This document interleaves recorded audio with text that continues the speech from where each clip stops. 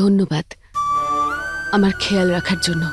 তুই মুখে না বললেও আমি তো জানি তুই আমাদের সবাইকে নিয়ে কত ভাবিস, আর তুই এসব কেন করছিস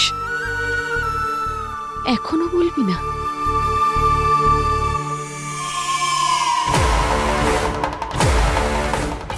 এই গয়না মরে গেল না কেন?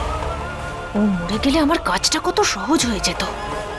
এখনো বেঁচে আছে আর আমার জীবনটা শেষ করছে। আপনি ঘুমিয়ে পড়ুন, অনেক দেরি হয়ে গেছে, বিশ্রাম নিন।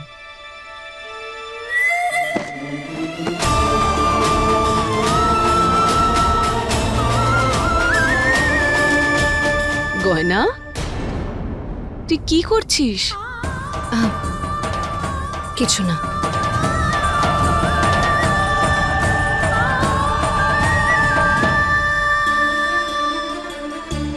ভোলানাথ যেন গয়না তুই যা যা করতে চাস আয়ুষের জন্য, এই পরিবারের জন্য, তা যেন সব পূরণ করেন। আর তুই আয়ুষ আবার আবার এক হয়ে যা।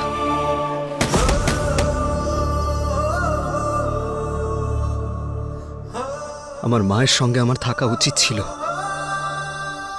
কিন্তু আমি ছিলাম না। আর এর শাস্তি আমার পাওয়া উচিত। উচিত আমার শাস্তি পাওয়া। ভালো ছেলে হতে পারি, আমার শাস্তি পাওয়া উচিত। শাস্তি পাওয়া উচিত আমার।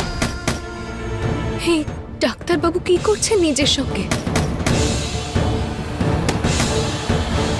দাঁড়ান দাঁড়ান, এটা কি করছেন আপনি? কেন আঘাত করছেন আপনি নিজেকে? আমার যা ইচ্ছে আমি তাই করব। সরে যাও এখান থেকে। না,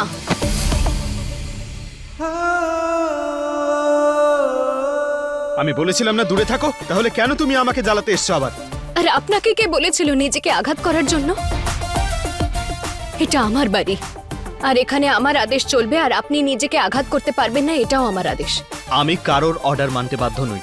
আমি যখন অন্যায় করেছি আমার শাস্তি পাওয়া উচিত। সরে যাও সামনে থেকে। আর আমি আপনাকে নিজেকে শাস্তি দিতে দেব না। ছাড়ুন এটা। পারবো না আমি। কেন ছাড়বেন না? ছেড়ে দেওয়া তো আপনার অভ্যেস। আমি কাউকে ছাড়িনি। মিথ্যে।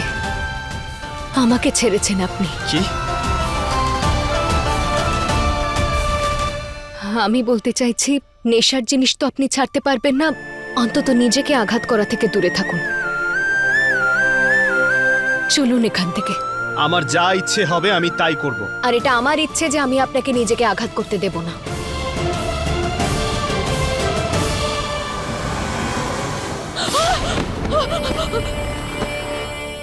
খুব বেশি মুখ চলছে না আপনার? গয়নার পাশে থাকতে চেয়েছিলেন তাই না? ও আপনার শক্তি হয়ে উঠেছিল। একটা কথা কান খুলে শুনে রাখুন, যদি আমার বিরুদ্ধে গিয়ে ওই গয়নাকে যদি নিজের বৌমা বানানোর চেষ্টা করেছেন, তাহলে আমি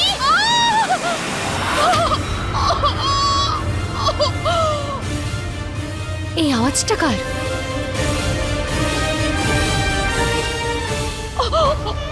যদি আবার এরকম কিছু করেছেন, তাহলে এতদিনে তো এটা বুঝে গেছেন যে আমি কি কি করতে পারি।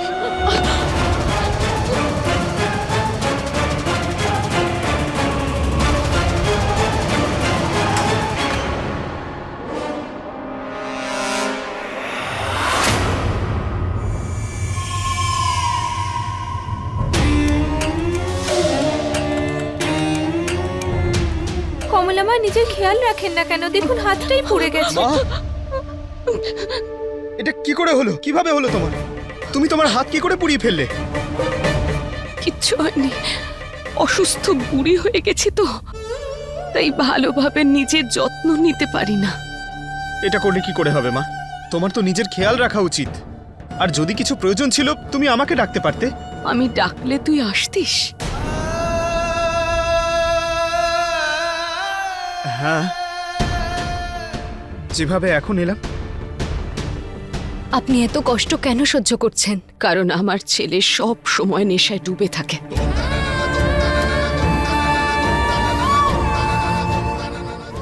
এখনো ওর মুখ থেকে গন্ধ বেরোচ্ছে।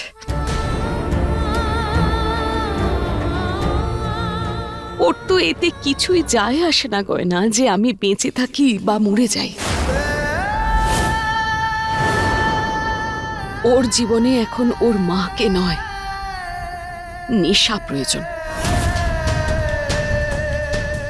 এভাবে বেঁচে থাকার থেকে তো ভালো আমি মরেই যাই। মা, এসব তুমি কি বলছো? এরকম কথা কেন বলছো তুমি? তুই একদম ঠিক বলছিস গয়না। আমি আমার প্রিয় ছেলের জন্য ওই ড্রয়ারে কিছু নিয়ে এসে রেখেছি, সেটা নিয়ে আয় তো।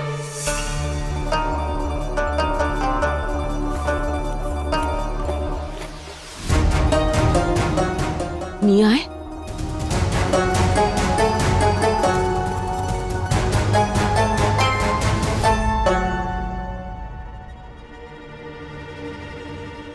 এই নে, আর এর মধ্যে আমার দুঃখ মিশিয়েও খেয়ে নিস।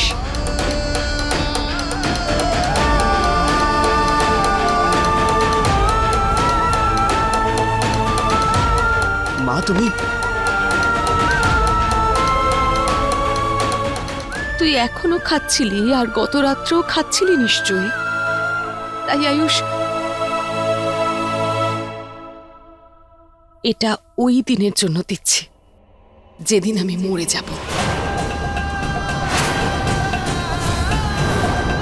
তারপর তোর আনন্দ হোক, কষ্ট হোক, যাই হোক, সেটা মনে করে তুই খেয়ে নিস। আমার শ্রাদ্ধে খাস, একাদশের দিন খাস, রোজ খাস বাবা, মন ভরে খাস।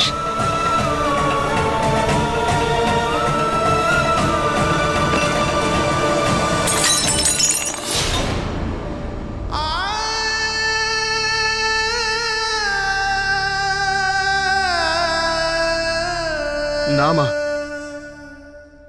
আমি আর খাবো না। আমি খেতে চাই না মা। আমি আর স্পর্শ করব না এসব। তুমি প্লিজ এভাবে বলো না। তুমি শুধু আমার থেকে দূরে যাবার কথা বলো না। যদি তোমার কিছু হয়ে যায়, আমিও মরে যাব। আমার একটা অভ্যেসের জন্য যদি আমি আমার মায়ের খেয়াল না রাখতে পারি, তার পাশে না থাকতে পারি, প্রয়োজনে কাছে না আসতে পারি, তাহলে আমি এরকম অভ্যেস চাই না। আর চাই না আমি। সত্যি বলছিস? হ্যাঁ মা, আমার কাছে সব থেকে বেশি ইম্পর্টেন্ট তুমি। তুমি সব থেকে বেশি ইম্পর্টেন্ট। তোমার থেকে ইম্পর্টেন্ট আর কিছু নেই পৃথিবীতে আমার জন্য। আর এই কারণে যদি তোমার সঙ্গে না থাকতে পারি, আমি তোমার খেয়াল রাখতে পারছিলাম না, তাই মরে যাওয়া উচিত আমার। আমারই মরে যাওয়া উচিত। মা, আমি তোমাকে কথা দিচ্ছি যে আমি আজকের পর আর কখনো খাবো না। আর তোমার কোনো ক্ষতি হতে দেব না, কোনো ক্ষতি না। আয়ু বেবি, আরে এভাবে কি করে নেশা করা ছাড়তে পারো? ছাড়তে পারি না আলিয়া, ছেড়ে দিয়েছি আমি। যদি তাই হয় তাহলে আমাকে কথা দে যে তুই আর কোনো দিন খাবি না। আমার দিব্যি করে বল।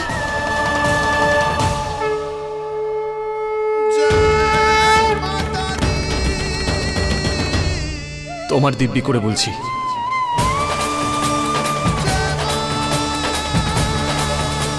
আর খাবো না আমি।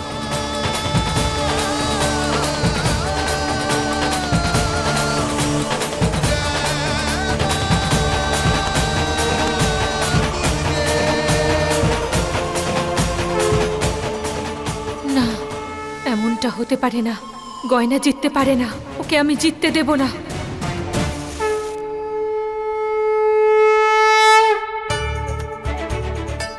ভোলানাথ, আজকে আমার প্রথম জয় হয়েছে।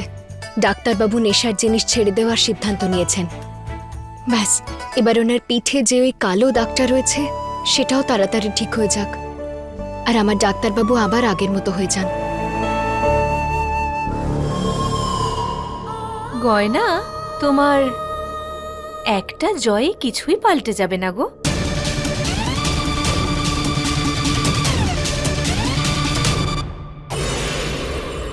ভুলে যেও না, আয়ুষ্মান এখনো আমার কন্ট্রোলে আছে।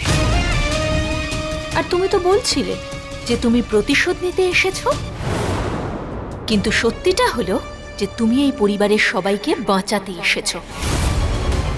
তুমি সবাইকে আমার থেকে দূরে সরিয়ে নিতে চাও, আর আমার আয়ুষ্মানকে আমার থেকে কেড়ে নিতে চাও। তোমার যা বোঝার তুমি তাই বোঝো, আমি তোমায় কৈফিয়ত দেওয়ার কোনো প্রয়োজন বোধ করি না। এর আগে আমার কপালে এই কথাটা লেখার জন্য তুমি আমায় চ্যালেঞ্জ করেছিলে, রাইট? এবার আমি তোমাকে একটা চ্যালেঞ্জ করছি। কেমন চ্যালেঞ্জ? এক ধরনের গেম খেলার চ্যালেঞ্জ। আর এই চ্যালেঞ্জে যদি আমি জিতি, তাহলে আমার কপালে যে কাজের লোকে স্ট্যাম্প লাগিয়েছো সেটা মুছবে, আর তুমি হবে আমার কাজের লোক। আর যদি তুমি জিতে যাও, তাহলে আমি আয়ুষ্মানকে ছেড়ে দেব, আর ও সারা জীবনের মতো তোমার হয়ে যাবে। বলো, তুমি এতে রাজি তো?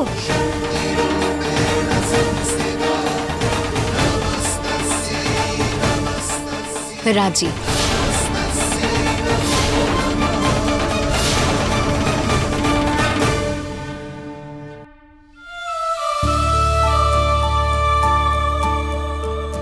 তুমি? হ্যাঁ আমি, কিন্তু এইভাবে কে ঘুমোয়? এখন আমার ঘুমোনোতেও তোমার জ্বালা? না, আমার যেটাতে অসুবিধে ছিল সেটা আপনি দূরে সরিয়ে দিয়েছেন ডাক্তারবাবু। মানে? আমি বলতে চাইছি শেষ অবধি আপনি নেশা ছেড়ে দিলেন। ড্রিঙ্ক করা আমি মায়ের জন্য ছেড়েছি। কারণটা যাই হোক, আমার এটা ভেবেই ভালো লাগছে যে আপনি নিজের মায়ের ব্যাপারে, এই পরিবারের লোকের ব্যাপারে এতটা ভেবেছেন। আচ্ছা, এবার আপনি যাবেন? হ্যাঁ, যাচ্ছি আমি।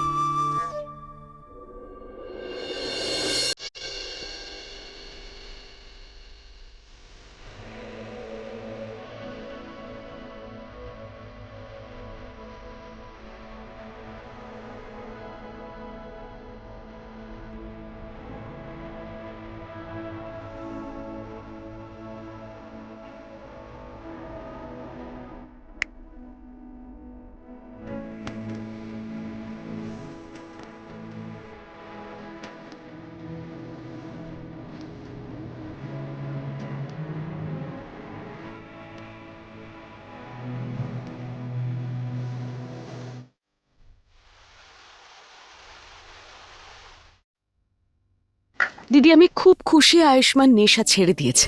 মন্দিরে গিয়ে ভোলানাথের আমি পুজো দিতে চাই। কমলা শোনো, এত তাড়াতাড়ি খুশি হইও না, কয়েকদিন ধৈর্য ধরো, ওর একটা পরীক্ষা নাও, তারপর আমরা বড় করে পুজো করব, ঠিক আছে? দিদি, ও আমাকে কথা দিয়েছে, ও আমার দিব্যি করে বলেছে আর কোনো দিন নেশা করবে না। হ্যাঁ মা, আমি আর ড্রিঙ্ক করব না, চলো মন্দিরে যাই। আর আমরা পুজো অবশ্যই করব মা। পিসি, আমার কথা বিশ্বাস করো, আমি গ্যারান্টি দিচ্ছি যে আমি এসব জিনিস আর কখনো হাত দেব না। তুমি তো জানো মা আমার কাছে কতটা ইম্পর্টেন্ট। আমি এই দিব্যি কি করে ভেঙে দেবো বলো?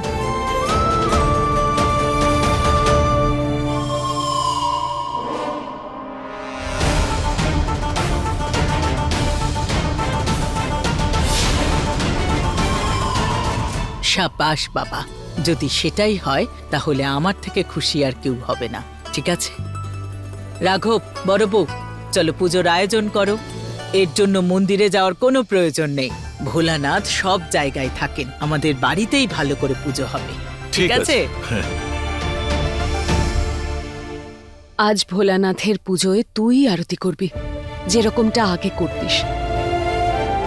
তুই তো জেদ ধরেছিলি আয়ুষ্মানের নেশা ছাড়িয়ে দিবি, কি রে?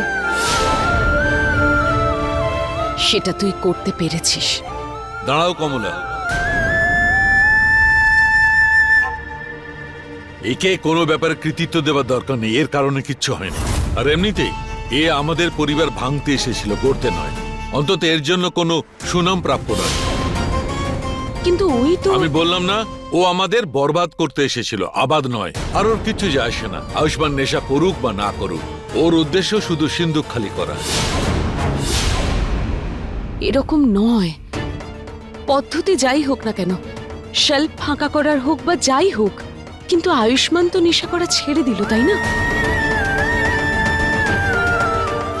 তুমি এই কথাটা ভুলে যাচ্ছ যে গত 6 মাস ধরে আমরা এটা কিন্তু কেউ করতে পারিনি। তুমি যা ভাবার ভাবো, কিন্তু আমি এসব মানব না। আর আপনারও যা ভাবার আপনি ভাবুন, আমারও কিছু যায় আসে না। কিন্তু হ্যাঁ, আমি এমনিতেও এই পুজোটা আর করছি না। আমার বাড়ির আরো কাজ রয়েছে। কি কাজ? বাড়িতে অনেক আবর্জনা ছড়িয়ে আছে, সেটাকেই তুলে বাইরে ফেলতে হবে। মানে 2 বিষধর একই জায়গায়? এ তো খুব সাংঘাতিক খবর। যাক, ভালোই হয়েছে তুমি নিজেই নিষেধ করলে, নাহলে তোমাকে আরো সম্মান করতে হতো।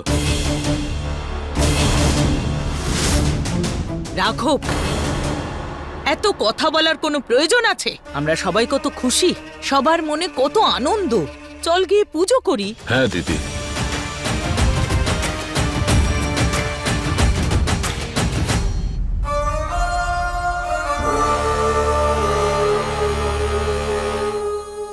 সো চ্যালেঞ্জের জন্য তৈরি? তোমাকে হারানোর জন্য আমি সবসময় রাজি। অলরাইট দেন।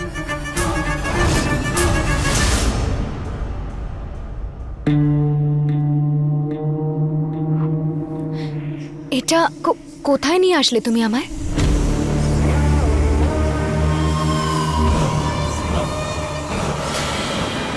এসব কি কি ধরনের খেলা এটা? খেলায় মজা তো তখনই হয় যখন খেলাটাও আসল আর বিপদও। তোমার হাতটা দাও, দাও হাত।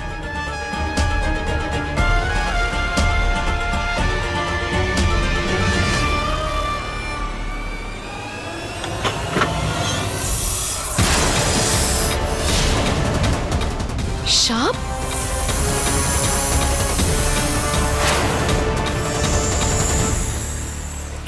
এই সাপটা এখানে কি করছে?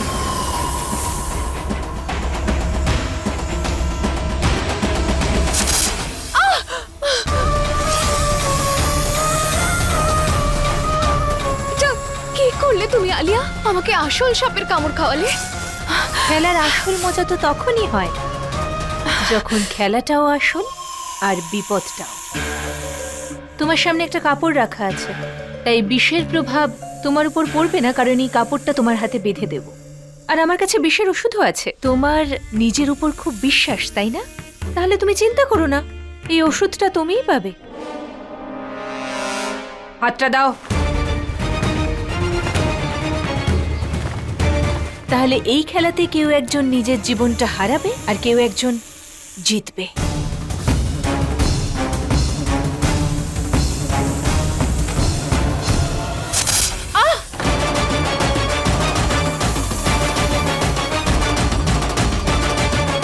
আলিয়া, দাঁড়িয়ে দেখছো কি? হাতটা বাঁধো। কিন্তু এটা কি ধরনের খেলা হচ্ছে? এটা হলো জয় আর বিষের খেলা। আসলে কি বলতো, যে আমি খেলা সবসময় সৎভাবেই খেলি। আরে কি দেখছো, বাঁধো এটা।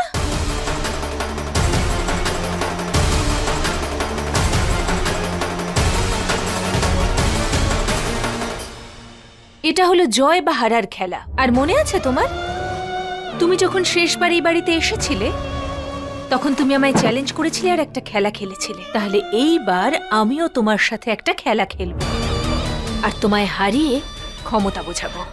তাহলে তুমি তৈরি তো এই সাংঘাতিক খেলা খেলার জন্য? তোলো এটা। আরে তুমি তো এখনই ভয় পেয়ে গেলে।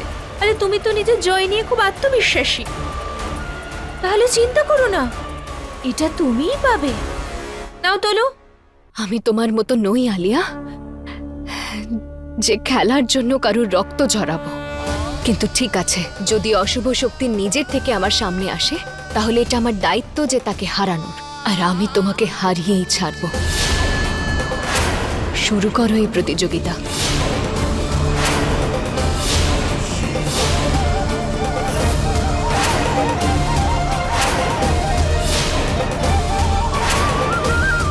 এই প্রতিযোগিতা 3 অঙ্কের হবে। যে 3 বারের মধ্যে 2 বার জিততে পারবে সেই বিজয়ী হবে। তাহলে শুরু করা যাক। শুরু করা যাক। যে প্রতিযোগিতা তুমি আমার সঙ্গে ভিতরে রেখেছিলে সেটা আমি পূর্ণ করব, কিন্তু এখন আমি তোমার থেকে শুধু বাড়ি নয়, তোমার সবকিছু কেড়ে নেব।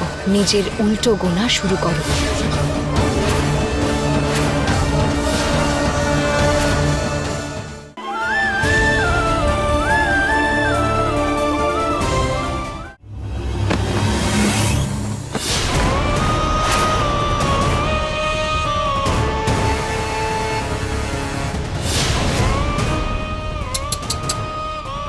কি হলো?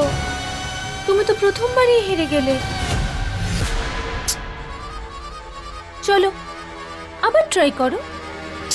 গো, যাও যাও।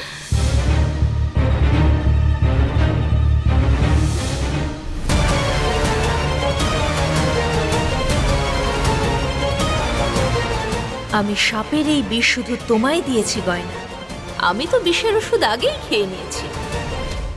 যে প্রতিযোগিতা তুমি আমার সঙ্গে ভিতরে রেখেছিলে সেটা আমি পূর্ণ করব, কিন্তু এখন আমি তোমার থেকে শুধু বাড়ি নয়, তোমার সবকিছু কেড়ে নেব। নিজের উল্টো গোনা শুরু করো।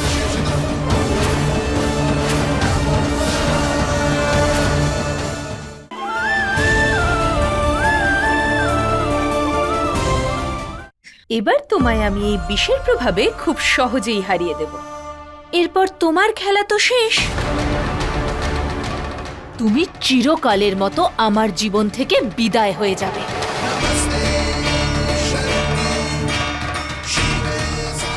শুধু আরেকটু সময় গয়না, তারপর এই বিষের প্রভাব তোমার শরীরে দেখা দেবে আর তুমি এখানেই শেষ নিঃশ্বাস ফেলবে।